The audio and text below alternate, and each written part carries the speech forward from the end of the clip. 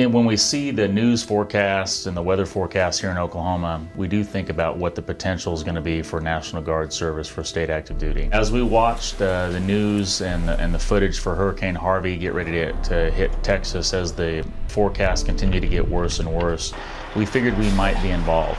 My guys want to get out and serve and see the success and see the sorrow in the community and do whatever they can to help. So we got word on Thursday afternoon that we would probably be involved in the Hurricane Harvey response.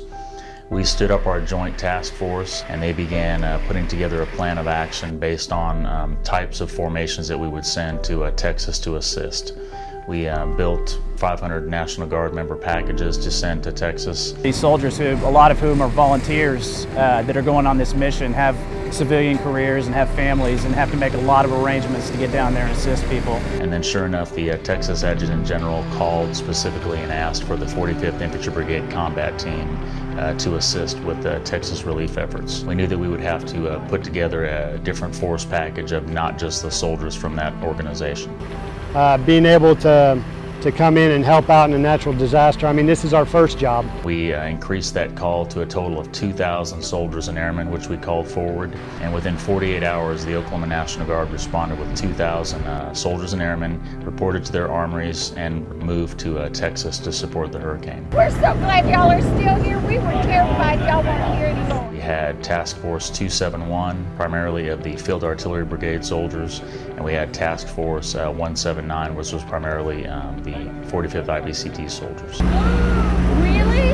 Oh my God, 2 of those would be fantastic. They can finish carving the room. We will get you hooked up. Task Force 179 operated out of Beaumont, Texas, and they provided point of distribution relief efforts and security for a shelter. And Task Force 271 operated in and around Corpus Christi area. It may literally be doing points of distribution where you're handing out water and ice, but that means something to those civilian folks. You never really know how much these people have been suffering until you get down here and actually get eyes on. It really hits home. And definitely eye-opening. You get to see like all the stuff that the actual National Guard gets to be a part of and the effect that they have on the people here. So. In addition to those units, we also had our 63rd Civil Support Team, which is made up of 22 full-time National Guard members.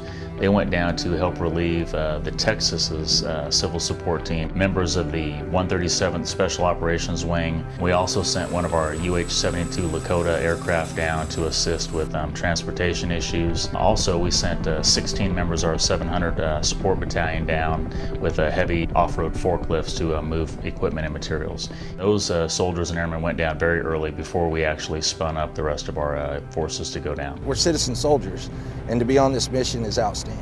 I was totally proud of our soldiers. I mean, I know people say that all the time, but I've never seen soldiers from a entire brigade come together so quick. All they were there to do was support the people and the citizens of Texas. Since 9/11, we've placed a great burden on our National Guard soldiers and airmen. They're often called away from home for extended periods of time. My kids think a lot of it. They know that mommy's going to help. I have family from Texas. I have family that was affected. So it's just really cool to get to be a part of it. It really takes an effect at home. The employers that support our National Guardsmen, and especially the families, they often pay a heavy price for those deployments. And so when we can plan for a deployment, sometimes we can relieve that burden a little bit. But these short-term, no-notice missions just add to the stress of the family and the employers. So I'd really just like to say thank you to all the employers that keep our National Guard members employed so they don't have to worry about those things when they're gone and helping others.